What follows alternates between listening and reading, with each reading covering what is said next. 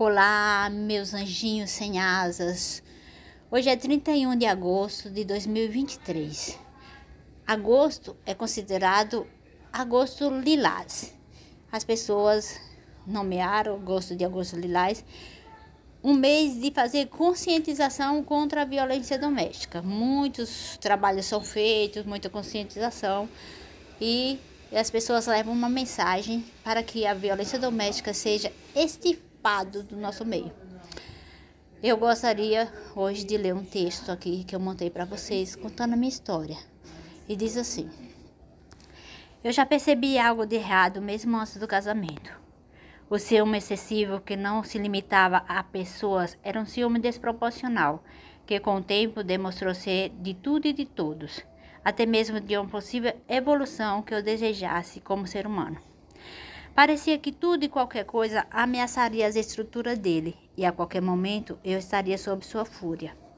Mas essa oscilação de humor que ele tinha era perigosa, e eu só fui percebendo claramente ao longo de muito tempo.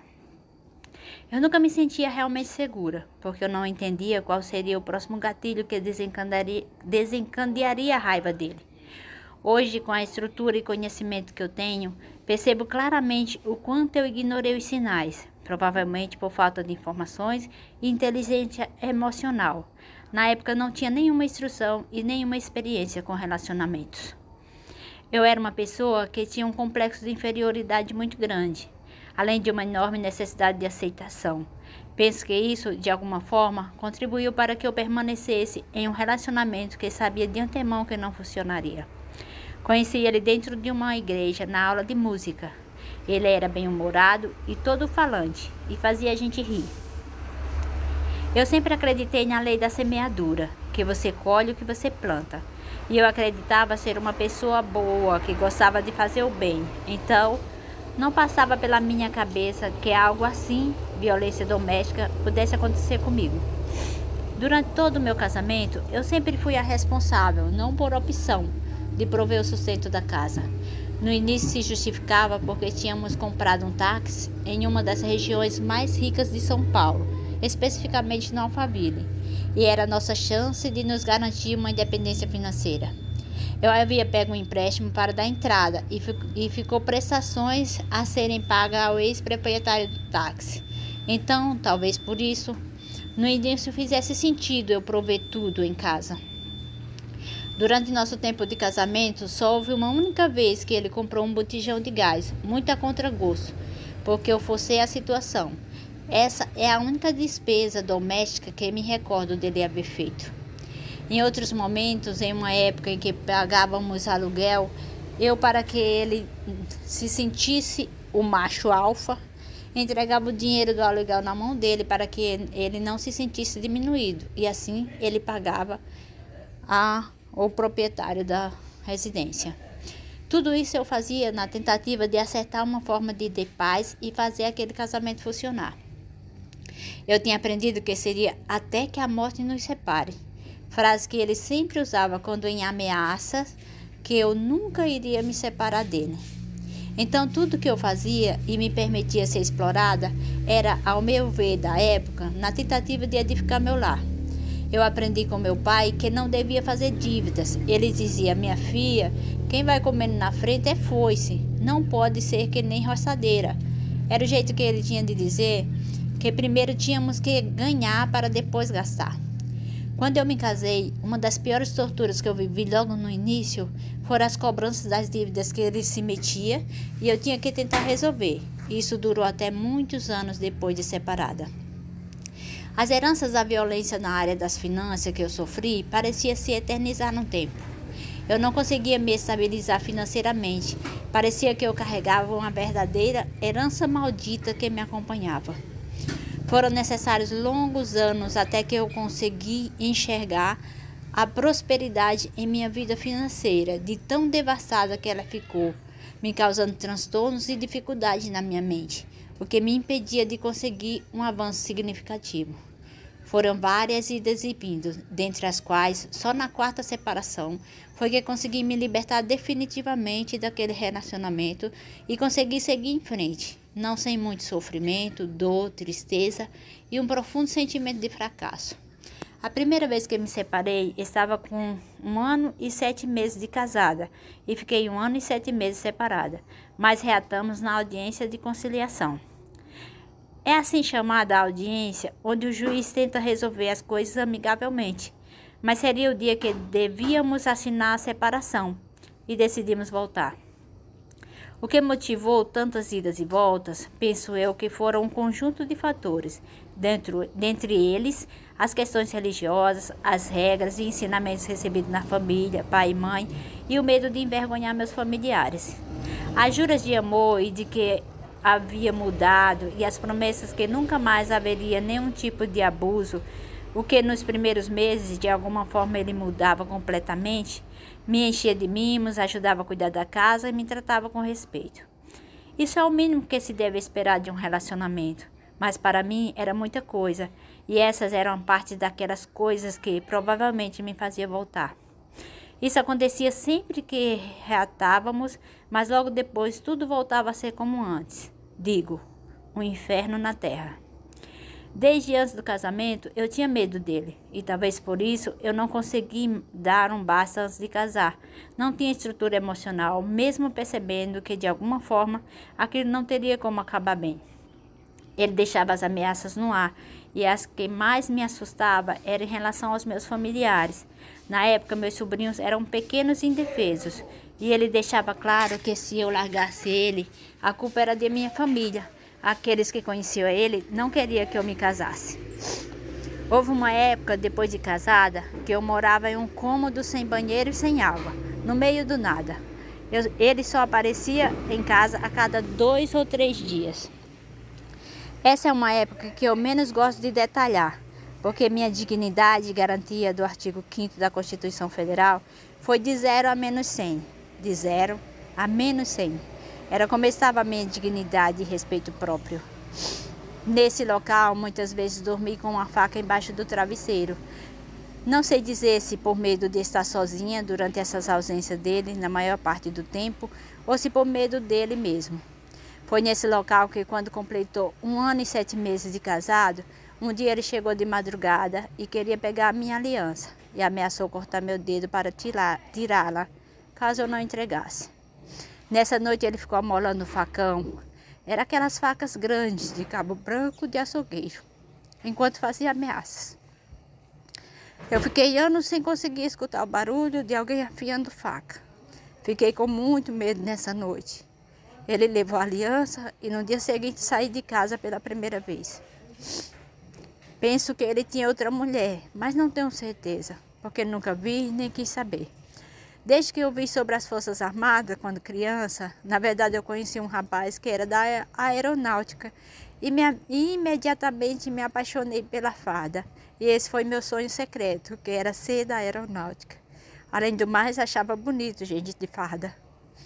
Quando me vi no meio de uma história de violência doméstica, onde eu mesma era vítima, tive certeza que se eu fosse aprovada em uma instituição armada, eu sairia daquela história sem ninguém se machucar e sem envolver meus irmãos.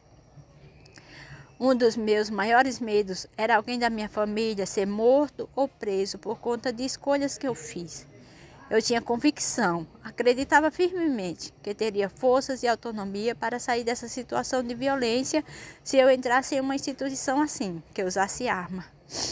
Eu já conhecia um pouco sobre concursos públicos, então comecei a estudar para valer, porque aquela era uma situação de vida ou morte, e também me daria coragem de separar e permanecer firme. Em 2003, passei no concurso da Guarda Civil Municipal de Cajamar, e no ano de 2005, fui nomeada como servidora de Cajamar, local onde sirvo e ajudo pessoas até hoje. Eu sabia que agora eu daria conta de viver sozinha. As outras vezes que separei, eu voltava para a casa da minha irmã. Eu sabia que precisava aprender a ser só, ter um cantinho chamado meu, que seria meu abrigo. E foi assim que em agosto de 2007, 2 anos depois de assumir o cargo, acredito que foi no dia 27, eu me separei pela 4ª e última vez daquela criatura abominável e indigesta. Por muitas vezes tive a sensação de que eu nunca me livraria dele. Até que a morte nos separe, o pastor falou. Ele dizia: nós vamos morrer grudadinho no poste, dizia outras vezes. Eu sofri violência doméstica, mas nunca me acostumei com ela. Sim, eu tive a sensação que não conseguiria me livrar e que poderia morrer a qualquer momento, mas eu nunca desisti de mim. O tempo todo e até hoje eu estava e estou me reconstruindo enquanto pessoa, enquanto ser humano. Hoje só sobrou daquela Esli Ferreira o nome e o número de documento, mas até o nome faz questão de não ter o nome de casada, pois voltei a assinar meu nome de solteira desde sempre. Perdi 6 terrenos, comprávamos e vendia, um táxi e vários anos da minha vida e tempo de trabalho. Mas não sei se trocaria o que me tornei hoje por uma vida tranquila e ser uma coitadinha. Apesar de sempre arcar com todas as despesas de casa, ele nunca colocou as mãos literalmente no meu dinheiro. Essa história de pegar o cartão e sacar o dinheiro e fazer o que bem entender não cabia nem mesmo para mim e a situação que eu vivia. Então, o último episódio de discussão que vivenciamos enquanto marido e mulher envolveu, em meio à discussão, o meu salário. Naquele dia, naquela noite, ele disse que meu salário próximo, quando caísse na conta, eu iria dar na mão dele. Ou ele vestiria saia. Eu perguntei se ele vestiria uma minha ou se ele iria comprar uma para ele. Porque eu não ia correr o risco de tomar um tiro na cara na rua para chegar em casa e dar o dinheiro a ele. No decorrer da noite, enquanto eu lavava as roupas do lado de fora, ele foi lá e cuspiu no meu rosto. Foi uma das piores sensações que eu tive. Ali eu tive a certeza que eu o mataria se eu tivesse uma chance. E então eu decidi, de uma vez por todas, que era o fim da linha de um jeito ou de outro.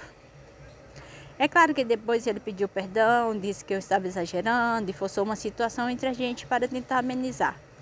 Mas ali eu sabia que era o caminho sem volta, de vida ou de morte para um de nós.